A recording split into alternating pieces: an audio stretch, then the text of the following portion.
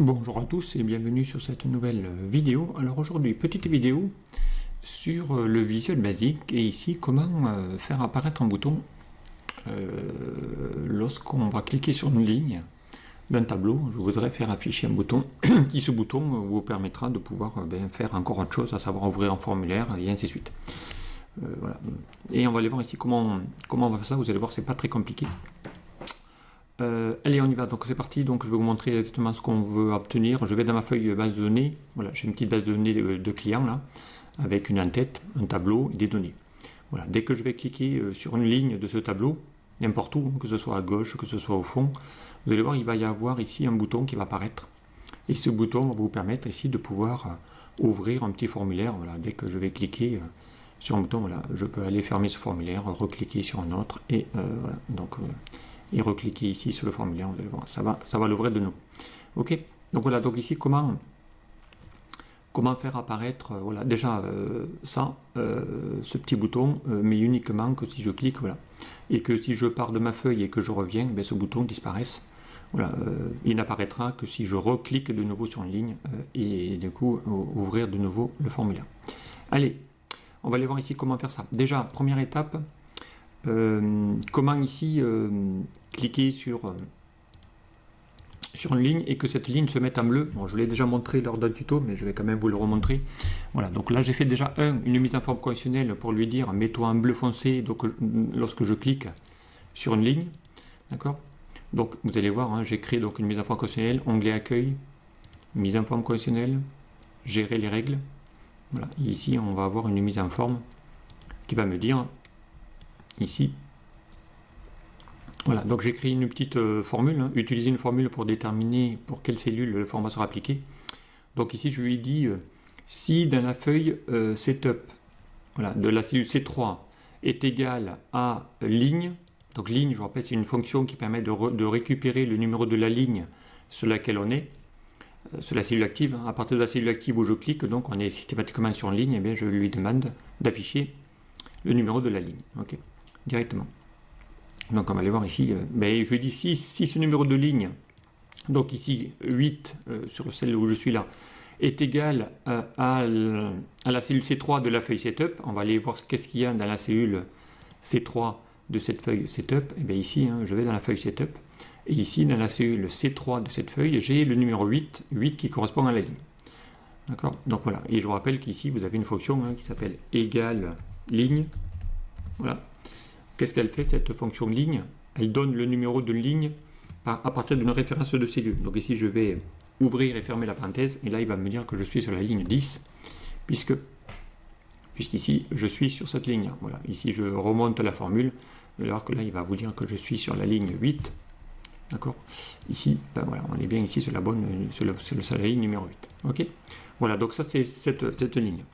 Ensuite, évidemment, vous l'aurez compris que dès que je vais cliquer sur cette ligne, voilà, ici on est sur la 12, mais si je vais dans mon setup, vous allez voir que maintenant il y a le chiffre 12. D'accord. Alors comment j'ai fait? Donc vous l'aurez compris, c'est un code qui va dire que dès que je clique sur une ligne, je vais lui demander récupère le numéro de cette ligne sur lequel je viens de cliquer, ici encore de nouveau la 8, tiens, je vais mettre la 10 par exemple, voilà, et va aller récupérer ce numéro de ligne et va le mettre dans cette cellule.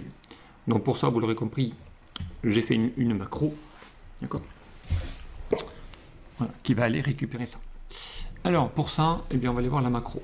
Donc on va aller dans l'onglet développeur, Visual Basic, d'accord, et on va aller afficher les macros directement. Alors les macros, hein, elles vont être ici, donc sur la feuille sur laquelle je suis. Donc ici la feuille elle s'appelle BDD, d'accord. Et vous allez voir ici, j'ai fait, donc je suis bien ici dans le code de la feuille BDD. Et là, donc j'ai fait une procédure permettant de récupérer le numéro de la ligne sélectionnée. Voilà, et cette macro, donc private tube, puisqu'on est dans une feuille, elle va se déclencher sur l'événement feuille, objet feuille, et l'événement select change. D'accord, que vous avez ici en haut dans la liste, je lui ai fait sur la sélection, sur le changement d'une feuille. D'accord. Et cet événement a une variable par défaut, d'accord, qui s'appelle target, voilà, de type plage, parce qu'on pourrait sélectionner une cellule, mais aussi plusieurs cellules. Et là, je lui dis que si tu n'es pas dans la plage sur laquelle tu es, donc ici, je lui ai dit, hein, si la target, donc la cible sur laquelle je suis, est en dehors de la plage A3M99, donc A3, hein, c'est de la cellule ici jusqu'à la colonne M, et puis j'ai fait jusqu'à 999, hein, j'aurais pu mettre ici encore une fois un peu plus loin. Voilà, donc je lui ai dit, dans cette plage-là, voilà, tant que tu es dans cette plage-là, fais l'information. Sinon, si ce n'est pas dans cette plage, eh bien dans ce cas-là, voilà, tu ne fais rien. D'accord. Voilà. Et ici, je lui ai demandé de ne prendre qu'une seule cellule par défaut. Okay, pour éviter qu'il prenne plusieurs lignes. D'accord. Ici. Ensuite, eh bien, je lui dis que dès que tu es sur une ligne, donc je vais lui dire la target row, je lui dis de prendre la cellule sur laquelle je suis, hein, la target, ça pourrait être l'active cell, hein, peu importe. Point row, je rappelle, c'est une instruction qui permet de récupérer le numéro de la ligne, hein, c'est le fameux, la formule ligne. Voilà. Et je lui dis que ce numéro de ligne que tu viens de récupérer grâce à la ligne que tu viens de cliquer, eh bien, tu vas lui affecter ce numéro à la cellule C3 de ma feuille Setup.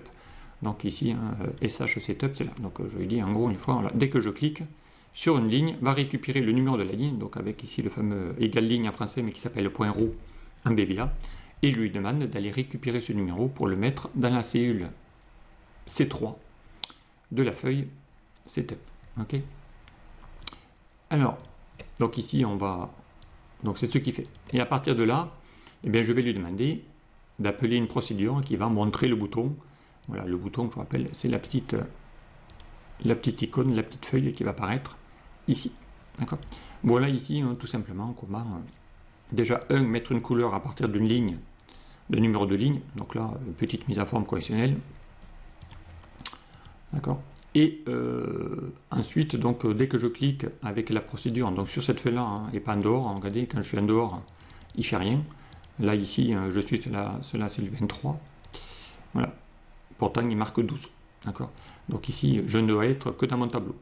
Dès que je suis à mon tableau, il va récupérer, puisque je lui dis de ne le faire que sur la plage, entre la colonne A, M, tu vas déclencher l'action, mais pas en dehors, pas non plus sur le titre. Voilà. Si je clique ici sur mon en-tête de mon tableau, je suis en ligne 2, et bien par défaut, il y aura toujours le numéro 6. D'accord. Puisque d'ailleurs, je ne l'ai pas fait dans cette plage-là. Voilà.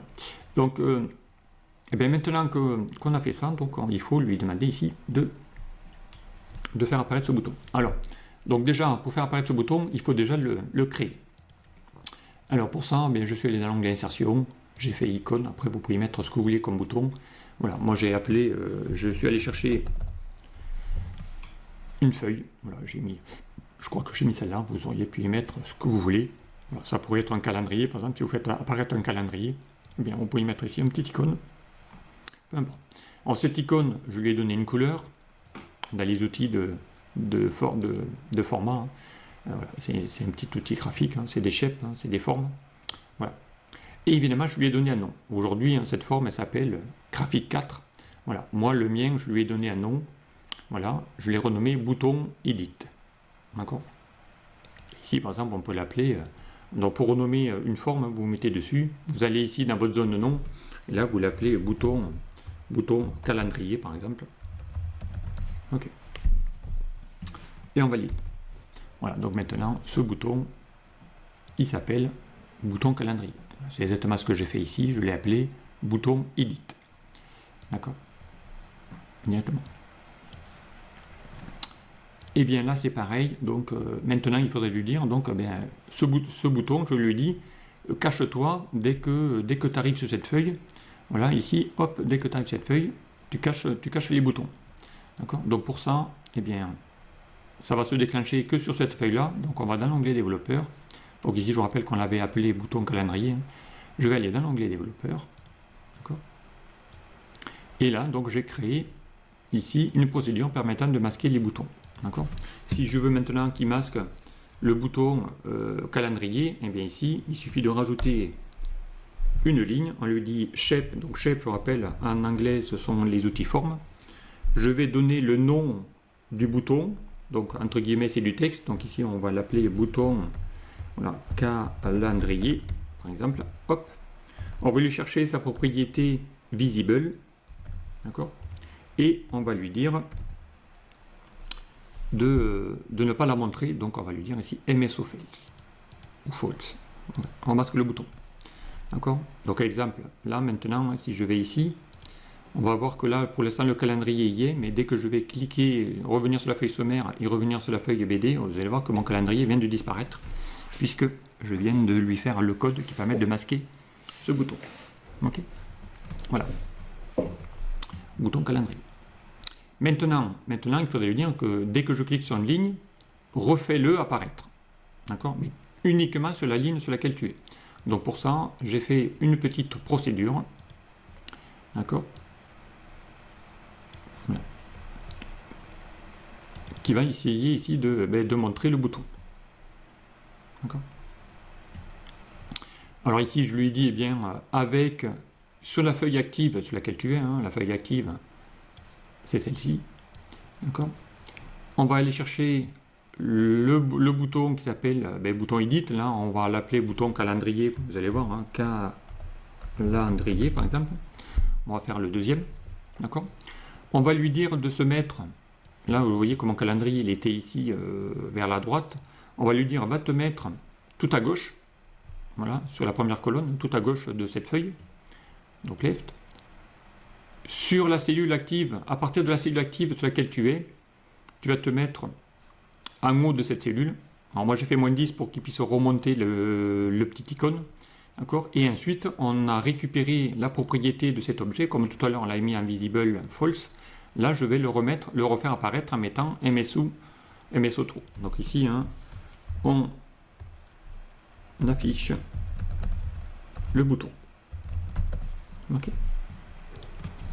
Voilà, tout simplement. Donc là, maintenant, on va le faire. Vous allez voir, hein, quand je vais cliquer, ce coup-ci, maintenant, quand je vais cliquer sur ce bouton, il va y avoir le calendrier qui va apparaître.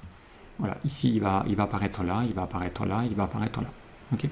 Donc évidemment ce bouton, il faudrait le prendre et le retailler un peu pour ne pas que ça soit trop gros. Voilà, ici on va le mettre par là par exemple.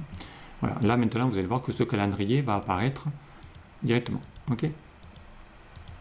Voilà. Et puis l'autre, dès que je refais, hop, il revient, et puis là il va y avoir que lui qui va apparaître. Voilà. Et là j'aurais pu lui demander ici de cliquer ici pour faire ouvrir un calendrier ou un formulaire. D'accord. Voilà, donc je vous remets le code, voilà, c'est pas très compliqué. Voilà. On se met à gauche, on le met au top, et je les remonte un peu pour qu'ils se mettent en bas de la cellule, sinon, regardez, hein, si j'enlève le -10, voilà, et que je vais là, vous allez voir, il va se mettre vraiment tout au... Voilà, au-dessus, vraiment au top. Moi je voudrais qu'il remonte, donc pour ça, eh bien, on va revenir dans le code. Et on va lui dire de faire un petit -10, tu remontes de -10 pour qu'il puisse voilà, se mettre vraiment en bas de la cellule. Voilà, et pas au top. Ok. Voilà ici, hein, comme ça vous permet de pouvoir... Et ensuite, bien évidemment, ici vous l'aurez compris, si je veux y faire afficher un formulaire, ici il faudrait que ce bouton déclenche une macro qui va ouvrir un formulaire, si je veux voilà, ouvrir un formulaire de calendrier notamment. Pour ça, eh bien, encore une fois, bon là j'ai créé un petit formulaire, mais tout basique. Hein. Voilà. Formulaire que j'ai appelé, ici, FRM Customer, on a pu appeler FRM Client. Hein. Voilà. Voilà. Et là, je vais lui dire maintenant, eh j'ai créé une procédure qui va lui dire FRM Customer.show, montre-moi le formulaire qui s'appelle FRM Customer. Voilà. Donc, et la procédure, elle s'appelle Ouvre formulaire. Et bien maintenant, il n'y a plus qu'à lui dire ici de prendre ce bouton, clic droit, lui affecter une macro qui s'appelle ouvre formulaire, je fais OK. Donc maintenant évidemment sur ce bouton il va y avoir la petite main qui va se lever, vous l'avez que sur ce bouton d'ailleurs, et dès que je suis dessus, hop, ça va ouvrir le formulaire en question. Voilà. Je le ferme. Okay. Si je clique en dessous et que je clique là, hop, il va y avoir le formulaire qui s'ouvre aussi. Voilà, je clique là, hop, je clique, le formulaire s'ouvre. Bon, après on lui fera ce que vous voulez, mais un formulaire de saisie, de sauvegarde, de récupération des données par exemple. Voilà, donc sincèrement, pas très compliqué le code, mais ça c'est des choses que je fais assez régulièrement pour des clients. Voilà, donc dans la feuille BD, les codes principaux, ils sont là. Voilà, directement, on va lui dire ici, voilà. que pour l'instant, tant que la cellule, ici, il faudra faire le code. Voilà. Voilà. Voilà. On cible la plage. Voilà. Ici, c'est pas sur la cible. Eh bien, dans ce cas-là, on ne fait rien. Ici, c'est différent de vide. Voilà, il ne faut pas qu'il déclenche l'action si je suis sur une cellule vide. Hein. Je rappelle ici, quand je clique, hop, ça ne va pas faire quoi que ce soit tant que c'est vide. Dès que je vais cliquer, il va l'afficher. Mais dès que je clique ici, ouais, il ne va plus rien faire. Donc voilà. Tant que la cellule sur laquelle il est n'est pas vide, tu ne fais pas. C'est ce que met ici le code directement. Is empty, je vous rappelle, ça veut dire. Alors tu vas récupérer le numéro de ligne, sinon tu ne fais pas. Et ensuite, on lui dit d'appeler la procédure qui s'appelle montre-bouton.